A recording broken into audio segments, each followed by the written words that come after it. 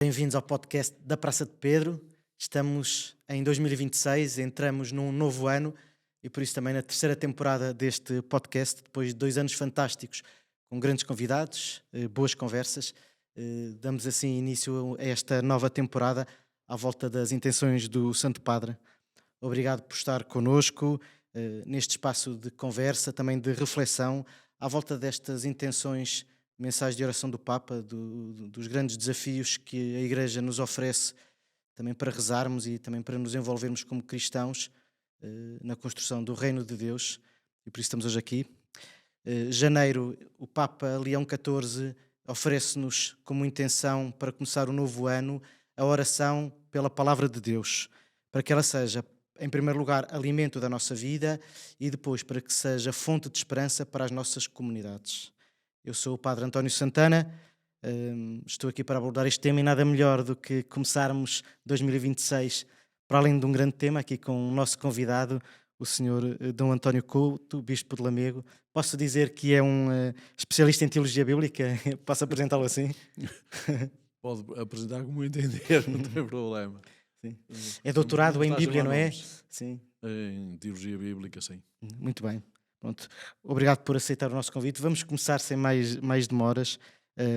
O Papa pede-nos para rezarmos pela Palavra de Deus e abordar este tema significa, em primeiro lugar, olharmos para a palavra oração. Há muitas formas de rezar, não? Como é que nós podemos rezar? Qual é a importância da oração na vida cristã, Sr. Dom António? Eu penso que a oração é fundamental, a importância é, portanto, fundamental, não é uma coisa à superfície epidérmica, mas é de fundo, é uma coisa fundamental na vida de um cristão e, digamos, também na vida de um leitor ou ouvinte da Palavra de Deus.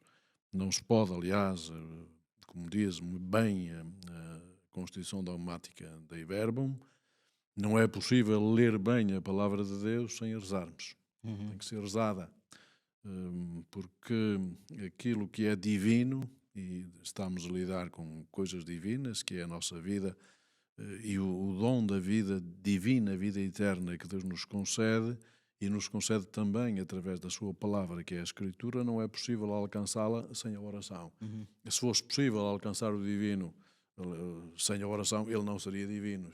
Se eu conseguir alcançar seja o que for, é por minha conta e, portanto, não é o divino.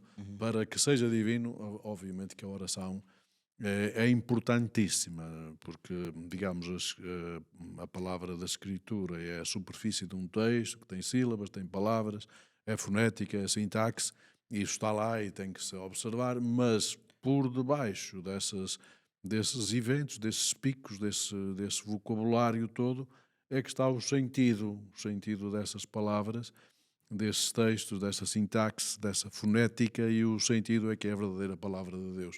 E, portanto, sem rezar, diria que é necessário estarmos sempre em oração, não digo a rezar a Ave Maria, Santa Maria, mas sempre imbuídos de Deus na nossa vida para podermos entrar verdadeiramente como cristãos neste mundo e também entrar na Escritura. Tem que ser assim. Sim, sim. Aqui há dias alguém me dizia que alguém que fez o curso de leitor, que não basta ler na missa a leitura, primeiro tem que ser rezada, não é? Ou seja, para proclamá-la eu também tenho que primeiro Sim. apropriar-me da experiência de Deus dentro de mim. Ou Sim. seja, a oração não acontece se eu se não verdade. perder tempo, não é? Eu só consigo dizer bem, ou seja, exprimir, e mesmo ler para os outros, não tanto para mim, mas ler para os outros a palavra de Deus, eu consigo exprimi-la bem se ela estiver antes imprimido em mim bem. Se estiver impressa em mim, ela brota quase espontaneamente. Se eu não tiver imprimido nada em mim, chego lá e leio um texto que pode ser parecido com o texto de um jornal. Isto é, eu não passo a vida. É uma coisa superficial e epidérmica. E nós corremos muito esses riscos, às vezes chamamos um leitor à pressa, não é? Alguém que venha ler um texto da Bíblia, a primeira leitura ou a segunda leitura aos domingos, às vezes não há ninguém previsto, chama alguém que possa vir ler. Não é a maneira que se faça. É preciso seriedade, é preciso profundidade, as pessoas têm que imprimir bem a palavra de Deus, têm que ler muitas vezes antes. Muitas vezes exatamente para isso. Para que ela se imprima no leitor e para que o leitor seja depois capaz de a exprimir em condições para aqueles que a vão ouvir. Pois. Gostei muito desta ideia. Primeiro imprimir para depois a exprimir, não é? Se não é apenas Se uma não é narrativa. possível. Sim, é pegar numa folha de um jornal Exatamente. e começar a ler, Sim. não é? Isso não passa a vida. A palavra tem que se ter gravado na minha vida, tem que se ter feito já alimento. Num dos textos dos Papas, neste caso refiro-me ao Papa Bento XVI, vinha que nós devemos viver dentro da palavra, não é a palavra dentro de mim, é eu dentro da palavra como dentro de um ventre materno, de tal maneira que o meu alimento é a palavra. Se eu vivo dentro da palavra, eu alimento-me da palavra e então depois é fácil passar a palavra. Terá que ser assim. Pois. Ainda antes de aprofundar aqui a palavra de Deus, dando um passo atrás, para algumas pessoas que nos estão a ouvir, que associam a oração apenas, como tinha dito há bocado, rezar jaculatórias ou rezar o terço, eh, a meditação também é uma forma de oração, não é? Ou seja, é porque muita gente diz, mas Deus não me fala, mas Deus fala-nos na oração, não é? Assim. Deus fala-nos quando nós ocupamos o nosso tempo com Deus. Daí também uma expressão, uma palavrinha muito usada, é o colóquio. Portanto, para haver ligação de mim com Deus, de Deus comigo, antes de mais, Deus comigo, e portanto de mim com Deus, tem que haver este colóquio, este diálogo, de tal maneira que, efetivamente, eu não vivo só a lidar com fulano A, B, C ou D, quando o encontrei na rua, de passagem, mas eu estou ocupado, já estou em diálogo profundo com Deus, e portanto é muito mais simples. Esta é a oração fundamental, passa por aí, em estarmos sempre cheios de Deus. Claro. E depois é fácil, portanto, rezar não é só contabilizar as contas de um terço, não é apenas isso, é muito mais do que isso. Isso também é importante, mas é importante que ande Deus dentro de nós e nós também no coração de Deus, coração a coração, intimidade. Antigamente falava-se muito da instrumentalidade, quando o leitor ou o agiógrafo, aquele que era inspirado por Deus, era apenas um instrumento e, portanto, tudo era da conta de Deus. Deus como que ditava e o autor sagrado ou o leitor era apenas um instrumento pelo qual passava a palavra de Deus. Como se fosse uma espécie de um robô que reproduz uma coisa que vem de fora. Era apenas isso e, portanto, não tinha nenhuma participação. Não se expunha à palavra de Deus, ao fogo da palavra de Deus. E é evidente que se não se expuser à palavra de Deus, não é queimado por dentro, não tem aquela força que em grego se diz dinamis, que é muito mais importante do que a nossa força em português. A dinamis, que é a dinâmica, o dinamismo, novos dinamismos. O espírito é esse dinamismo que mexe comigo e se mexe comigo, se eu lido com os outros, também vai mexer com os outros. Não é? Esse dinamismo que a palavra de Deus cria em nós de forma não natural, mas, digamos, em termos de profundidade e de intimidade. É importante que nós vivamos em intimidade. Isso é que é a oração. Intimidade com Deus. As pessoas às vezes põem problemas, dizem, mas como é que eu consigo viver em intimidade com Deus? Ora bem, é preciso começar e é preciso continuar e é preciso insistir.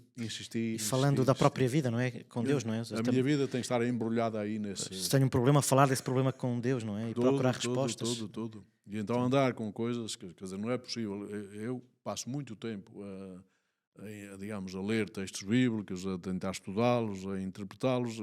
Eu conheço bem que eu posso, como qualquer exegeta, usar as metodologias que andam por aí, os métodos mais variados, e vou tentando captar aquilo que está lá no texto. Mas isso ainda é muito superficial, porque é preciso chegar ao frio, ao friático, às águas friáticas que andam lá por baixo, ao sentido da palavra. E o sentido da palavra anda por debaixo do rumor das palavras. Eu digo palavras, as palavras que lá estão, posso dizê-las, mas não é suficiente. É preciso atingir ler as entrelinhas. E chegar ainda mais fundo até ao sentido que essas palavras têm. Ao chegar ao sentido. Alguns dizem chegar ao silêncio. E a palavra do silêncio é mais forte que a palavra que se ouve, que se diz, que faz barulho, não é? Digamos que a oração e a escritura têm duas palavras. Uma é a palavra que faz barulho. Da que faz barulho, nós ouvimos apenas o barulho. Da que não faz barulho, nós ouvimos apenas o sentido. O sentido. E é preciso chegar aí ao sentido. Ou então ao silêncio, como há também quem diga, ao silêncio. Mas não sou eu a fazer silêncio, é o silêncio que me faz. Isto é, chegar àquele silêncio que me faz, por assim dizer, me recria e me enche de vida nova. Esse é que é o sentido da palavra e também é o sentido de uma vida cristã verdadeiramente vivida com a Escritura e com a oração. Muito bem. Falou aí de um tema que tinha aqui também pensado para lhe perguntar, que tem a ver com esta dimensão, quando nós dizemos e nos referimos à Bíblia como um conjunto de livros inspirados. Rezar a palavra de Deus é fundamental para a compreensão da nossa fé e da nossa vida espiritual, mas a Bíblia não é um livro qualquer, não é? Já falou um bocadinho disto. O que é que significa um livro inspirado? A pessoa é inspirada por Deus para escrever, mas inspirada a partir também da sua própria vida, do tempo em que está a viver? Claro que nós sabemos que Deus não escreve, não é? Não escreveu nada.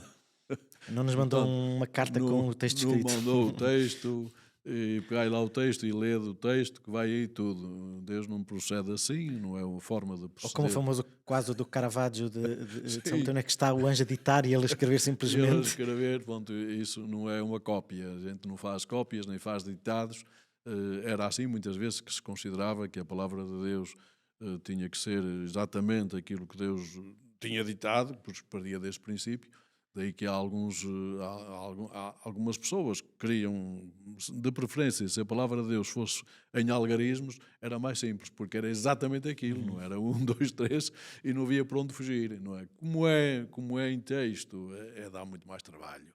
É preciso, de facto, a gente conviver com o texto e perceber que aquele texto, como São Paulo diz a Timóteo na segunda carta, capítulo 3º, versículo 15, tu sabes, conheces as Escrituras, diz Paulo a Timóteo, conheces as Escrituras desde pequenino e sabes que elas transmitem transmitem o poder, está outra vez a dinamice, o poder que te dá a sabedoria e que te conduz à salvação.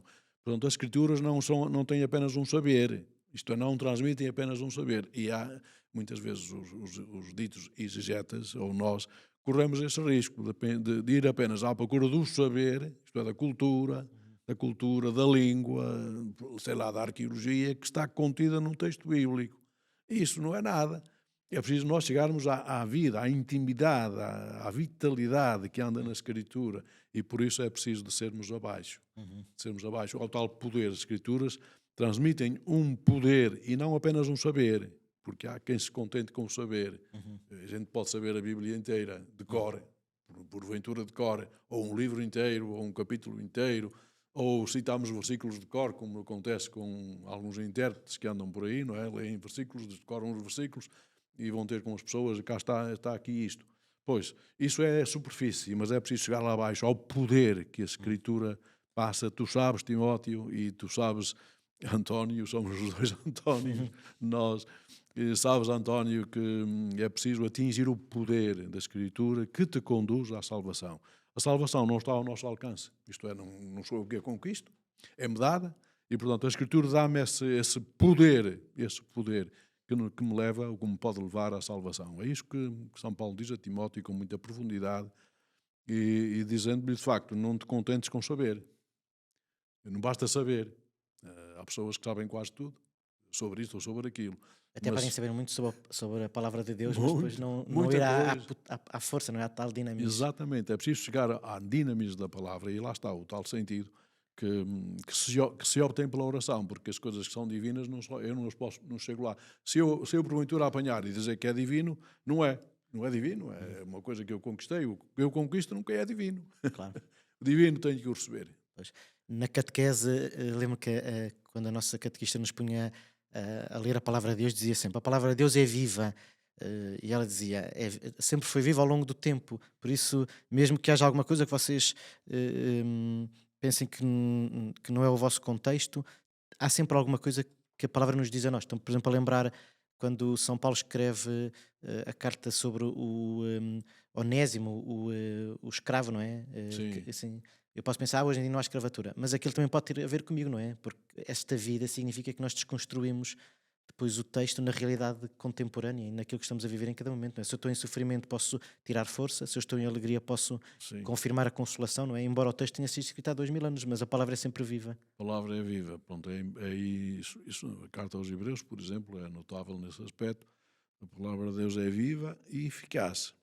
Eficaz é como um bisturi ou como uma espada de dois gumes, Uhum, viva, que entrando dentro de mim, limpa uhum, a minha vida, tira a esclerose do coração, essas gorduras todas excessivas e limpa a minha vida. A palavra de Deus tem essa função ou essa missão de entrar em mim e de fazer com que a minha vida fique nova.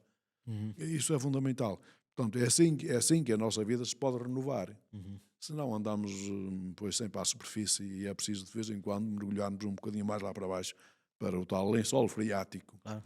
onde passam as águas. Tem chovido bastante, Uhum. mas para chegar lá abaixo, ao lençol freático, parece que ainda não chegou e é difícil chegar lá.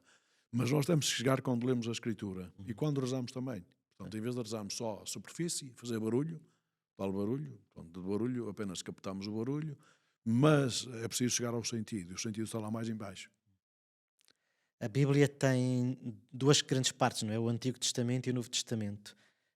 Hoje não, nós compreendemos que o Antigo Testamento, que para algumas pessoas é um livro um bocadinho mais difícil de ler, às vezes até algumas narrativas estranhas.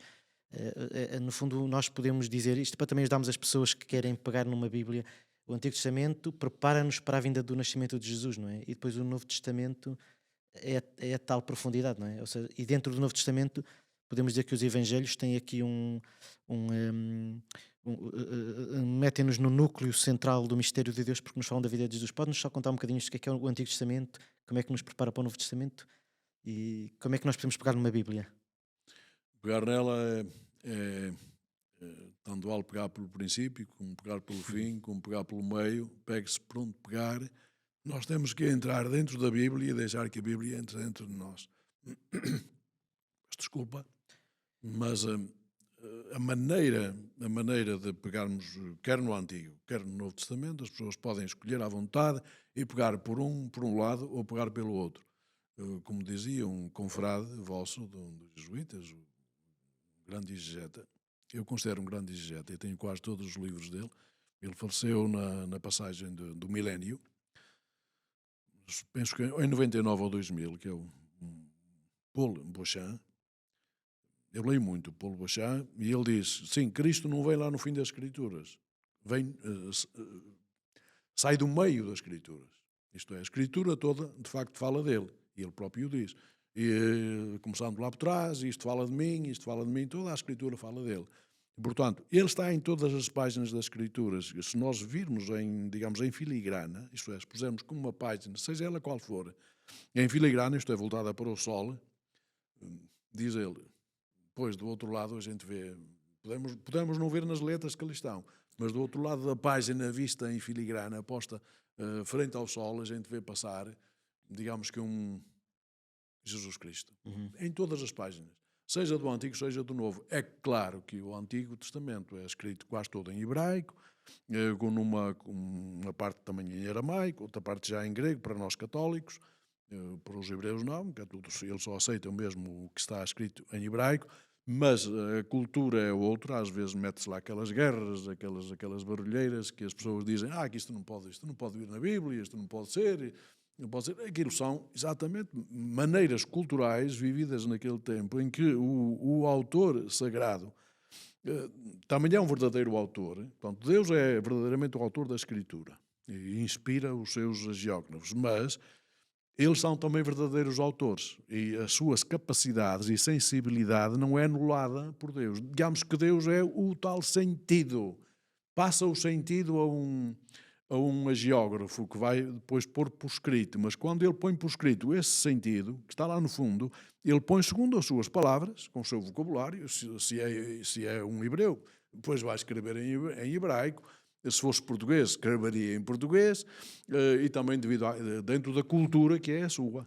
E essa cultura, digamos, dessas guerras, não é que Israel tenha feito grandes guerras, aquilo engana muito. Quem lê o Antigo Testamento fica muitas vezes enganado, porque aquilo é uma maneira de dizer, sobretudo referindo-se à grande Assíria, que passava por todo lado e passava tudo a pente fino, e as grandes lutas bíblicas que aparecem lá de vez em quando são essas, é a tradução do mundo assírio para dizer que de facto o povo de Deus é um povo muito forte. Na verdade nunca foi. Sim, sim, sim, sim. Boa. Eh, Trago aqui uma citação do Papa Francisco, o nosso saudoso Papa Francisco, que dizia que a palavra atrai a Deus e envia aos outros, e este é o seu dinamismo. Hoje em dia vivemos num mundo cheio de palavras e agora temos as palavras da inteligência artificial, mas nós não podemos perder este dinamismo, não é? De uma palavra que nos atrai e que nos envia aos outros, e nenhuma inteligência artificial substitui isto. E esta palavra de Deus. Às vezes, nestes tempos em que nós vivemos hoje, corremos, se calhar, esse risco de tentar sermos modernos e, portanto, hoje, digamos que a IA resolve todos os assuntos humanos e divinos, digamos assim, e passa a ser o próprio Deus. A gente pensa, ou podemos chegar a pensar isso, ou chegar a viver dessa maneira. Não, a palavra de Deus é insubstituível. Aliás, tudo aquilo que é verdadeiramente humano, o amor de um casal, o amor dos pais pelos filhos, dos filhos pelos pais, essa ternura maternal e paternal e filial, essa ternura nunca será traduzida pelo IA. O IA não saberá traduzir essas realidades. E, portanto, a nossa ligação com Deus, o nosso diálogo com Deus, a nossa comunicação com Deus e Deus connosco passa por aí. É curioso que há pouco ainda disse que Deus fala nos profetas. Fala pelos profetas e nos profetas. Depois falou em um filho. É a linguagem da Dei Verbo, mas também é a linguagem da abertura dos primeiros 2 versículos da carta aos Hebreus.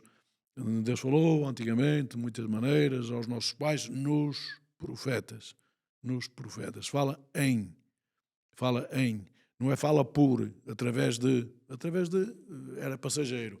Mas fala em, então eu tenho que absorver a palavra de Deus para depois ela poder sair cá para fora viva, ainda não requentada, mas verdadeiramente feita agora, não é?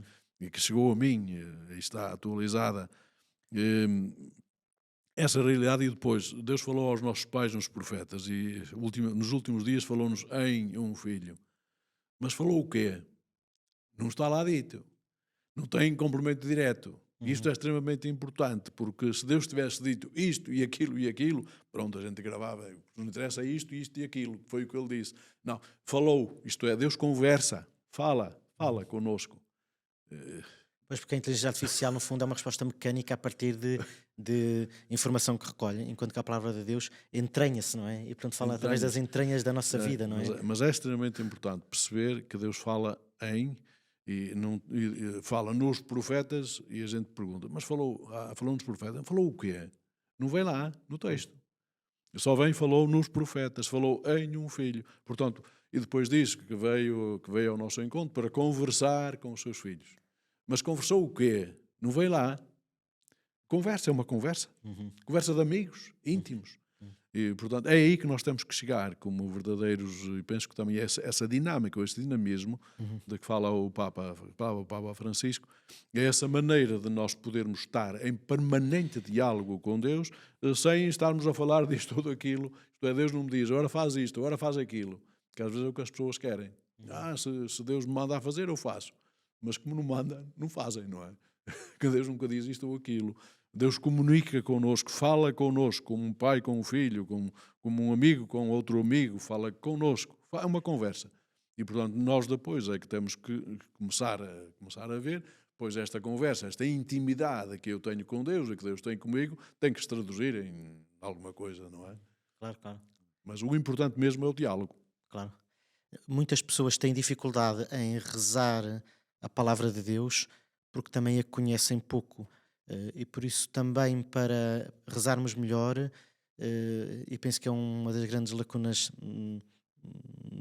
da nossa, do comum dos cristãos investem pouco também na formação. Por exemplo, um curso bíblico ajudaria depois a rezar melhor, não?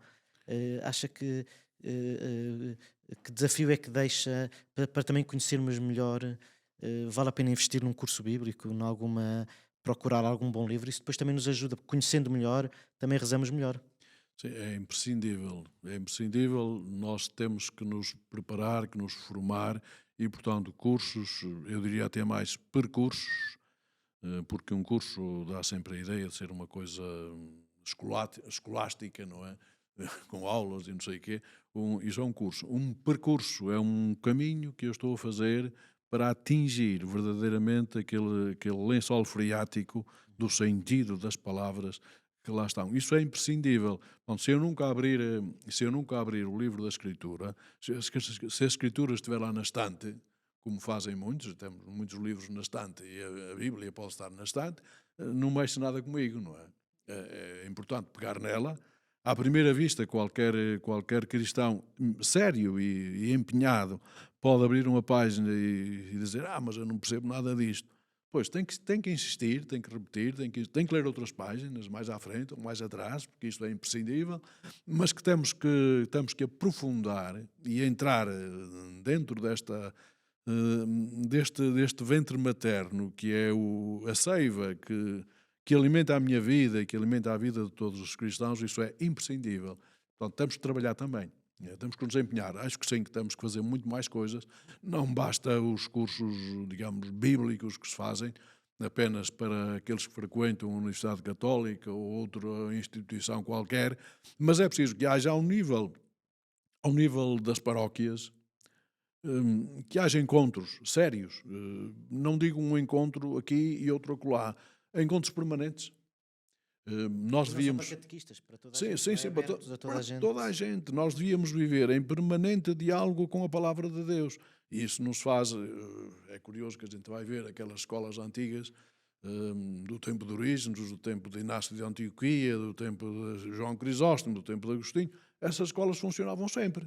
E não eram para especialistas. Era para o povo. É o tal percurso, gostei muito desta ideia, não é um curso, é um percurso. É um percurso a fazer e, portanto, nós sabemos que quando começamos o percurso, depois não estamos ainda apetrechados devidamente, mas vamos-nos apetechando ao longo do percurso, vamos aprendendo uns com os outros e, claro, sempre com a luz divina que vem ao nosso encontro e que nos vai inspirando e entrando dentro de nós e alumiando as nossas entranhas, a nossa vida e fazendo-nos descobrir talvez coisas que mesmo pessoalmente nós ainda não tínhamos descoberto. Uhum.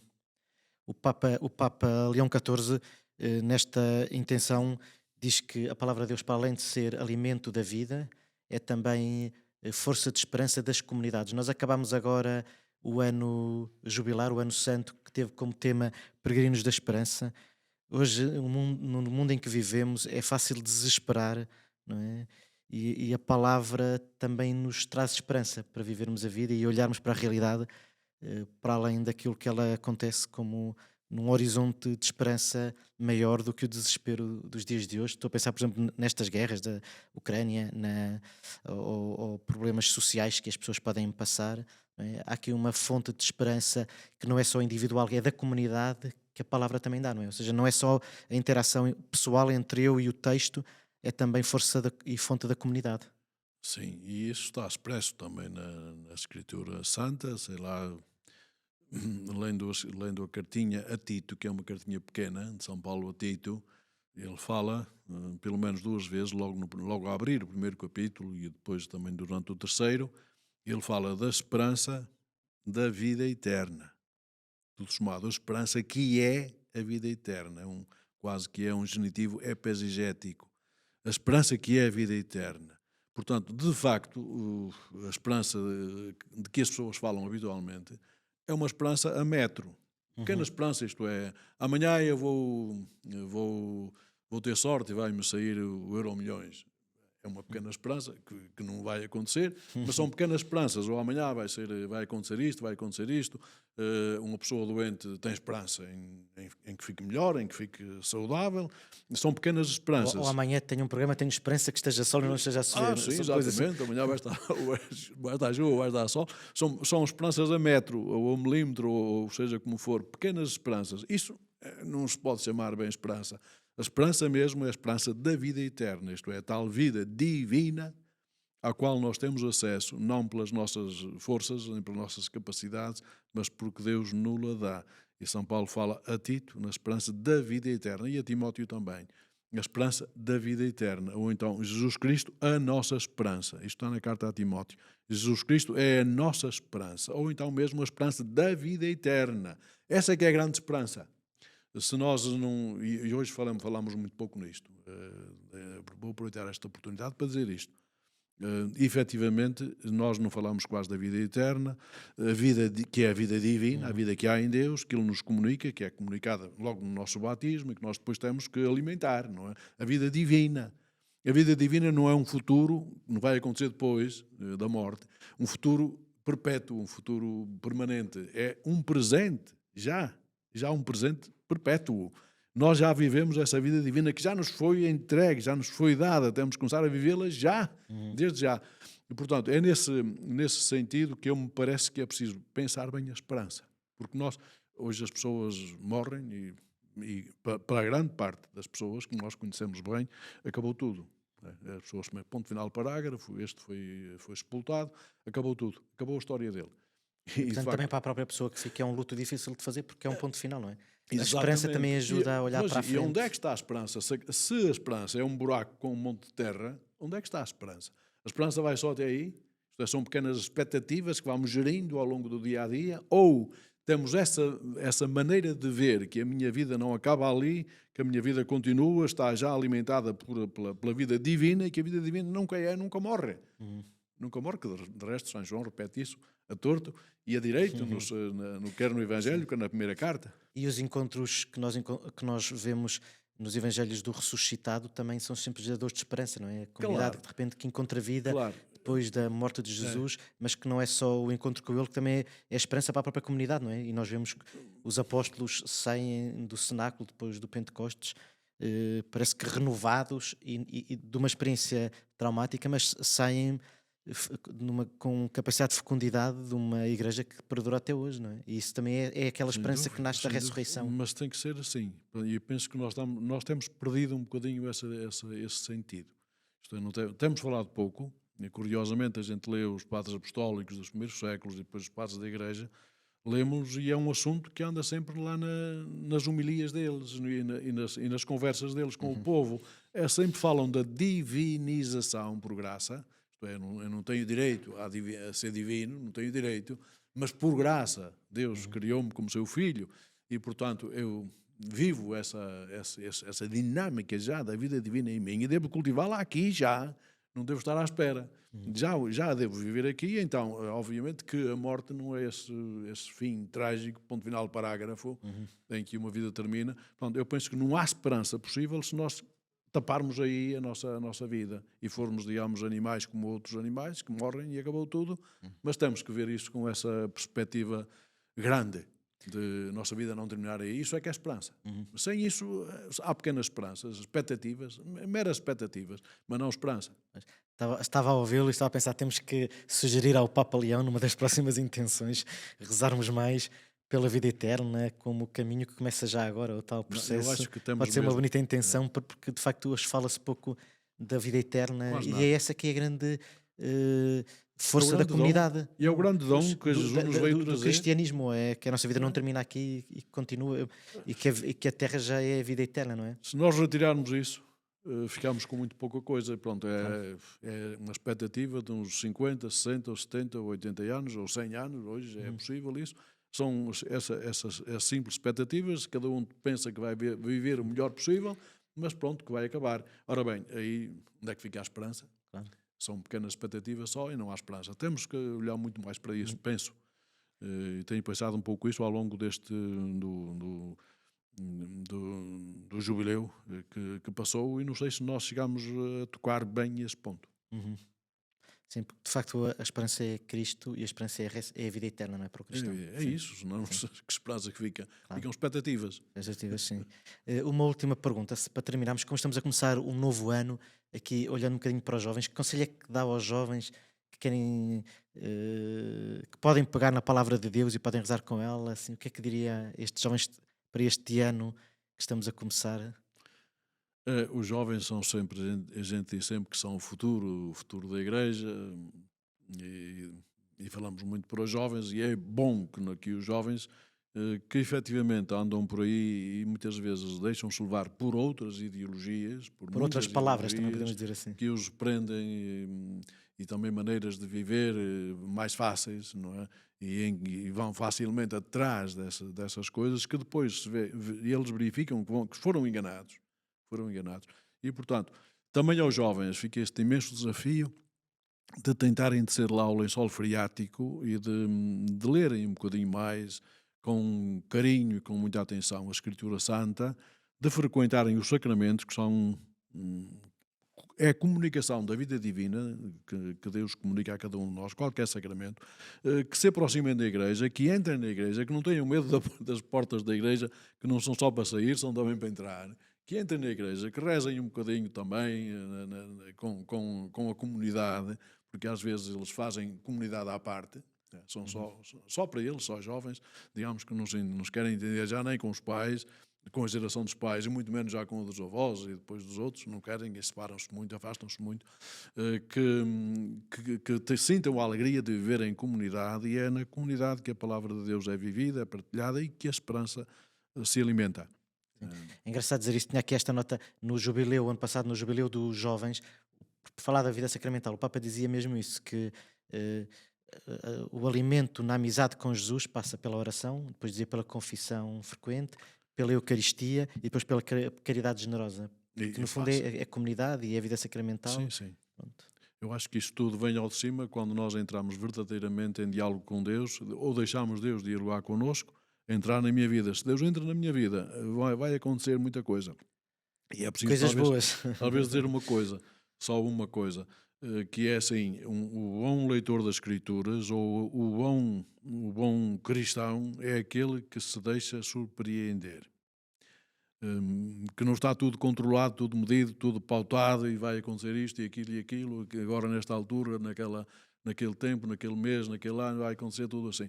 Não, é uma pessoa que vive sempre a ser surpreendida. Uhum. Isto é uma maneira maravilhosa de viver.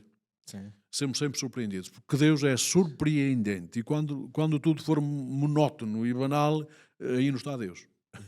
É uma forma bonita de terminarmos, porque de facto a palavra de Deus surpreende-nos e pensamos Sempre. que vamos rezar uma coisa até que já conhecemos e há uma palavra, há uma É, imagem que de repente se torna surpresa e que muda a nossa vida. tropeçamos ali, somos às vezes abalroados, por Uhum. assim dizer, por uma palavrinha simples que estava lá, sempre lá esteve, e eu passei lá muitas vezes e Uhum. nunca parei ele, nunca tropecei nela. Claro. E é importante.